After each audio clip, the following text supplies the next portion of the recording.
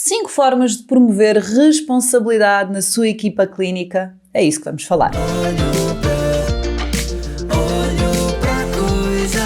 Bem-vindo ao episódio 222, parece uma Capicua 2222, não é? Mas são muitos episódios aqui do meu podcast e é com muito orgulho que hoje vamos falar aqui de equipa e de responsabilidade. Sim, se ouve muitas vezes a sua equipa dizer isso não é comigo, isso não faz parte das minhas funções, não consigo, não vou fazer, então é porque precisa mesmo de ouvir este episódio.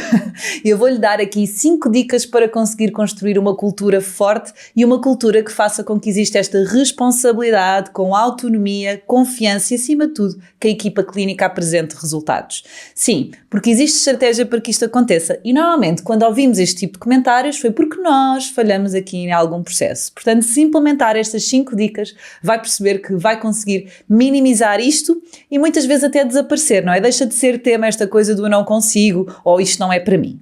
Então bora lá. Primeira coisa, definirmos expectativas claras desde o início. Se tem muita gente como eu que diz, Ana, mas isto é muito exigente, eu não estava à espera que fosse assim. A falha é nossa, porque lá no início, logo no processo de recrutamento, logo na integração, nós não gerimos bem as expectativas do que é que nós queríamos das funções daquele colaborador. Ele tem que perceber claramente o que é que tem que fazer. E por norma, o que é que nós fazemos? Dizemos só coisas boas. É tão bom trabalhar aqui, temos bom ambiente, temos boa equipa, é muito divertido. Ok, mas depois também tem outro lado, não é? Também tem estas responsabilidades, também tem este tipo de tarefas. Há dias em que não nos vai apetecer trabalhar, mas temos que o fazer, não é? Portanto, é muito importante aqui as expectativas bem claras logo desde o início. O ponto 2, criar rituais de acompanhamento e feedback. O que é que isto significa? Significa que nós temos que acompanhar, não é? Eu digo sempre, delegar não é desresponsabilizar. E depois das expectativas bem alinhadas no ponto 1, eu tenho que ir acompanhando e dando feedback, senão a pessoa vai se esquecer e vai pensar que, então, mas ela há 4 meses que não me dizia nada e agora está-me a cobrar, não é? E até vai achar que é cobrar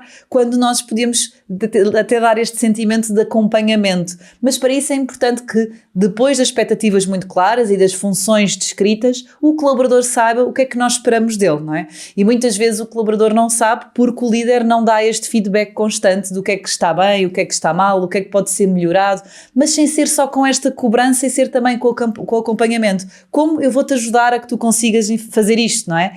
E que ele sinta que aquela função, aquela tarefa faz parte do dia-a-dia e que é importante para o líder. Porque quando eu não dava feedback e não acompanhava porque queria que as pessoas gostassem de mim, elas até gostavam menos de mim. Porquê? Porque elas sentiam que não lhes estava a dar valor e não lhes estavam a sentir efetivamente acompanhadas naquele processo. Portanto, é muito importante esta cultura e criar aqui rituais, momentos de celebrar, momentos de acompanhar, não é? Para que a pessoa sinta efetivamente parte daquela equipa. Terceira questão muito importante, que é dar autonomia e resultados. Eu digo sempre à minha equipa, não é? Quanto mais liberdade, mais responsabilidade. Portanto, liberdade não significa não haver responsabilidade.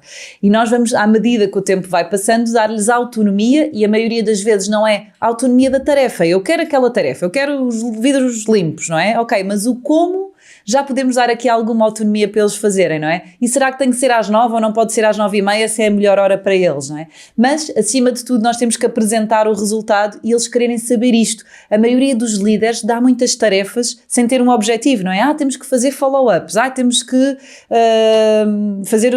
enviar a mensagem das 24 horas. Para quê, não é? Qual é que é o resultado que é expectável, não é? E quem desempenha essas funções na rotina do dia-a-dia vai ganhando autonomia, não é? E até inovação nessas tarefas. E é importante que a equipa sinta isto para se sentir também ela responsável. Porque se eu estou a fazer um bolo a seguir a receita da minha avó e se correr mal, não é? Eu vou dizer, se calhar tinha pouco açúcar ou tinha pouco fermento, o problema era da receita, não é? Mas se alguém me disser, Ana, está aqui a receita, mas tu fazes como tu quiseres para ser o melhor bolo de laranja do mundo, eu já vou sentir esta autonomia pela cobrança deste resultado. Depois, muito importante aqui o 4º ponto, nós celebrarmos as vitórias e a responsabilidade pelos erros. Obviamente que tem que haver aqui um equilíbrio, não pode ser só celebrarmos as coisas boas e termos dificuldade em quando existe um erro responsabilizar. Não, a partir do momento em que eu dou esta autonomia, eu também estou a dar esta responsabilidade, não é? No exemplo do bolo, se o bolo sair mal, ok, mas é porque havia pouco fermento, porque eu não gostava da marca deste açúcar, o que seja, ok, mas tu tinhas a autonomia para mudar, não é? Para ter este impacto no resultado. Portanto, isto vai dar aqui uma responsabilidade também ao nosso colaborador. Portanto, um equilíbrio entre celebrar as vitórias, que não normalmente nós também nos esquecemos e que são muito importantes, não é? Todos nós gostamos de celebrar, isto contamina, não é? Traz a energia da repetição, não é? Portanto, isto foi bom.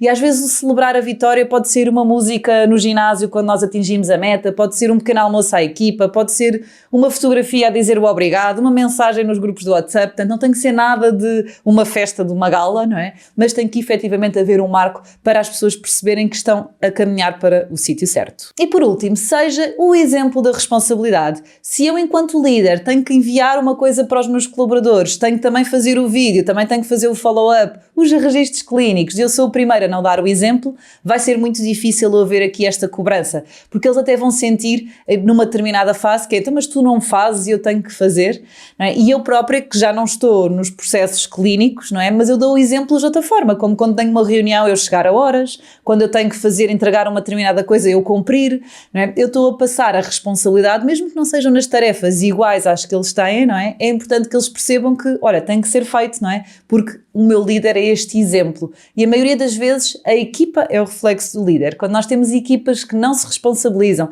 que acham que aquele trabalho não é para mim, temos um líder que a maioria das vezes também tem este tipo de postura e muitas vezes nem se apercebe porque são em outras funções do dia-a-dia, coisas que vão acontecendo, como este exemplo, não é? Um líder que marca uma reunião às 11 e que chega às 11h15, qual é a moral que ele vai ter para depois, não é? Dizer a um colaborador que tem que entrar às 9 que não pode chegar mais tarde, não é? Se ele próprio não está a ser responsável por aquela compromisso, não é? Que teve com a sua equipa. Eu sei que todos nós queremos equipas, não é? Que sejam autónomas, que sejam confiáveis, e isto existe estratégia. Comece por estes 5 pontos. Nestes 5 pontos já tem aqui muitas ações para fazer e melhorias e vai perceber que isto não é um sprint, é mesmo uma maratona com o tempo e quando nós mudamos, não é? De repente temos esta consciência e queremos uma cultura forte e queremos a cultura forte num mês, isto não vai acontecer. Mas com a consistência e a repetição, isto vai acontecer. A mesma coisa que assistir com consistência aos meus podcasts. Sabe o que é que tenho que fazer para isso? Subscrever o canal. Vai ser o primeiro a saber que nós temos novos episódios e eu sei que esta consistência destes 200 e tal episódios, não é? Vão-lhe trazer a clareza para ser um melhor líder e construir uma equipa confiável. Temos encontro marcado para a semana e até lá, bons negócios.